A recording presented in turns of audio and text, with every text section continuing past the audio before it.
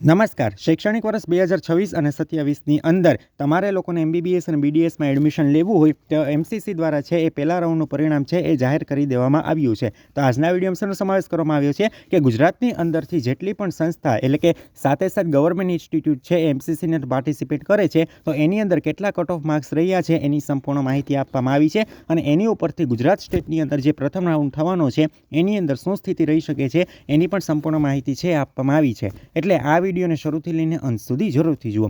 તો સૌથી પહેલી કોલેજ છે BJ મેડિકલ કોલેજ અમદાવાદ. તો ઓપન કેટેગરીની અંદર છે એ કેટલા માર્ક્સ અટકેલું છે? 656 માર્ક્સ છે એ અટકેલું છે. એના પછી EWS કેટેગરીની વાત કરી દઉં તો EWSમાં 641 માર્ક્સ હતા એ લોકોને છેલ્લે BJ મેડિકલની અંદર એડમિશન મળેલું છે.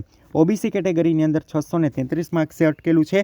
એના પછી SC કેટેગરીની અંદર 575 માર્ક્સે અટકેલું છે. જ્યારે ST કેટેગરીની અંદર 552 માર્ક્સે છે એ અટકેલું છે. તમે જોઈ શકો છો કે ગયા વખત કરતાં છે એ આ વખતે કટઓફ કેવું ગયું છે? ઊંચું ગયું છે. હવે તમને એક વાત જણાવી દો કે ભાઈ આપણા ગુજરાતની અંદર છે એ જનરલ રેન્કને આધારે છે એ એડમિશન થાય છે, પણ MCCની અંદર છે એ તમારો ઓલ ઇન્ડિયા રેન્ક છે એ ધ્યાનમાં લેવામાં આવે છે. આ વસ્તુ ક્લિયર થઈ ગઈ. તો આ માર્ક્સ ઉપરથી તમને અંદાજ આવી શકે કે તમને લોકોને સ્ટેટમાં કેટલું કટ ઓફ જશે ને એ આપણે જોઈએ. એના પછી બીજી કોલેજ છે medical college Baroda. Government medical college છે એ બરોડાની અંદર. તો એનું આપણે વાત કરી દઉં તો ઓપન કેટેગરીની અંદર 633 માર્ક્સે છે એ મેરિટ અટકેલું છે. એના પછી આપણે EWSની અંદર 617 માર્ક્સે અટકેલું છે. OBC કેટેગરીની અંદર 621 માર્ક્સે છે એ મેરિટ અટકેલું છે. SC કેટેગરીની અંદર 561 માર્ક્સે છે એ અટકેલું છે. અને ST કેટેગરીની વાત કરી દઉં તો એની અંદર છેલ્લું મેરિટ છે એ 533 માર્ક્સે છે એ અટકેલું છે. કોનું? Government medical college Baroda.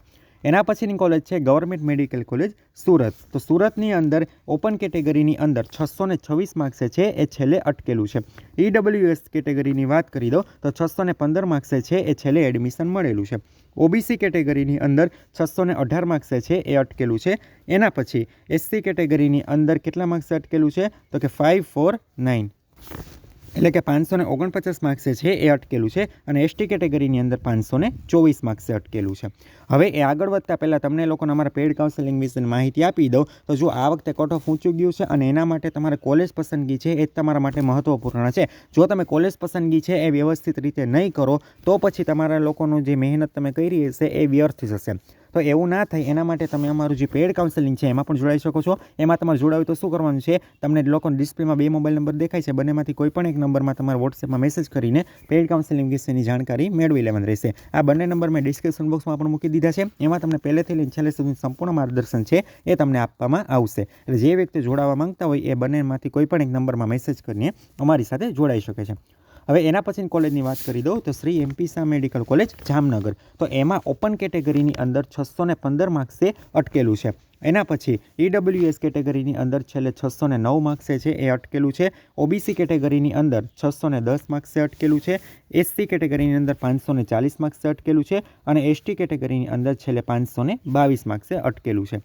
Clear થઈ ગયું? હવે એના પછીની કોલેજ આપણે જોઈએ છીએ પંડિત દીનદયાળ ઉપાધ્યાય મેડિકલ કોલેજ રાજકોટ. તો રાજકોટમાં તમને જણાવી દઉં તો ઓપન કેટેગરીની અંદર છેલ્લે 621 માર્ક્સે છે એ અટકેલું છે.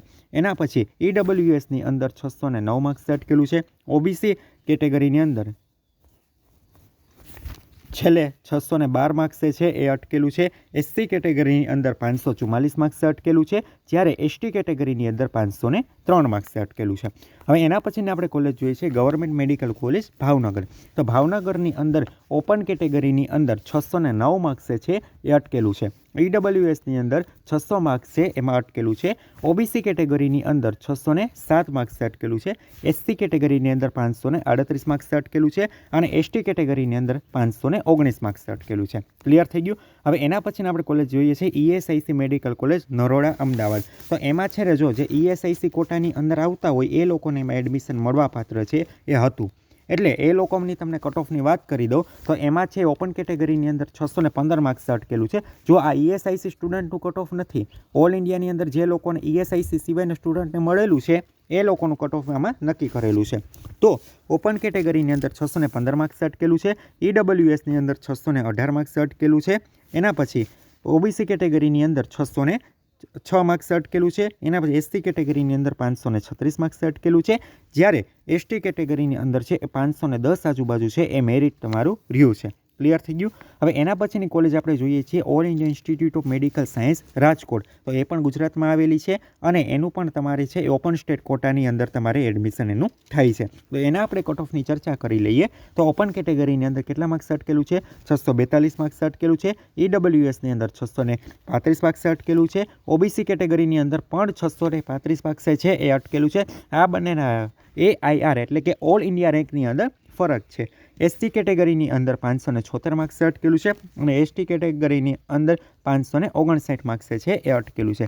ક્લિયર થઈ ગયું? તો આ કટ ઓફ છે એ તમે લોકોએ જોયો. તો ગુજરાતની અંદર શું સ્થિતિ રહી શકે છે તો તમને જણાવી દો કે આમાં જે MCCનું કટ ઓફ હશે એના કરતાં તમારું કટ ઓફ છે એ નીચું જ હશે. ક્લિયર થઈ ગયું? હવે આનું એક્સપેક્ટેડ કટ ઓફ છે એનો મેં વિડીયો છે એ ઓલરેડી બનાવેલો જ છે કે ભાઈ જીમર્સની અંદર આટલું રહી શકે છે, ગવર્મેન્ટની અંદર આટલું રહી શકે છે, પ્રાઇવેટની અંદર છે આટલું રહી શકે છે. એટલે એ બાજુ છે એ સંભાવના છે. હવે એ વિડીયોની લિંક પણ મેં નીચે ડિસ્ક્રિપ્શનમાં મૂકી દીધી છે. એના ઉપરથી તમને એક્સપેક્ટેડ કટ ઓફ છે એ તમને ખ્યાલ આવી જશે. એટલે ઓલ ઓવર છે ગયા વખત કરતાં સ્ટેટનું ઊંચું જશે, પણ MCC કરતાં જે આ વખતે જે આટકું છે એમાં તમારું મેરિટ કેવું જશે? નીચું જશે.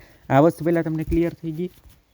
હવે નેક્સ્ટ જે વિડીયો આવશે એ આપણે MCCની અંદર જે 5 GMERs પાર્ટિસિપેટ કરે છે એ અને એના સિવાયની એક સુમનદીપ કોલેજ છે એ, તો એ 6/6ની અંદર કેટલું કટ ઓફ રહ્યું છે એનો સંપૂર્ણ વિડીયો છે એ આપણે આવી જશે. ક્લિયર થઈ ગયું? એટલે જો ચેનલમાં નવા હોય તો ચેનલને લાઇક, શેર અને સબસ્ક્રાઇબ કરવાનું ના ભૂલતા. અને આવી જ માહિતી માટે તમે અમારા વોટ્સએપ ગ્રુપ તથા વોટ્સએપ ચેનલ છે બંનેમાં જોડાઈ શકો છો. બંનેની લિંક નીચે ડિસ્ક્રિપ્શનમાં આપેલી છે. અને એ સિવાય પણ તમે અમારા પેઇડ કાઉન્સેલિંગમાં જોડાવા માંગતો હોય તો બંને નંબરમાંથી કોઈ પણ નંબરમાં મેસેજ કરીને વહેલી તકે અમારી સાથે પેઇડ કાઉન્સેલિંગમાં જોડાઈ જવું.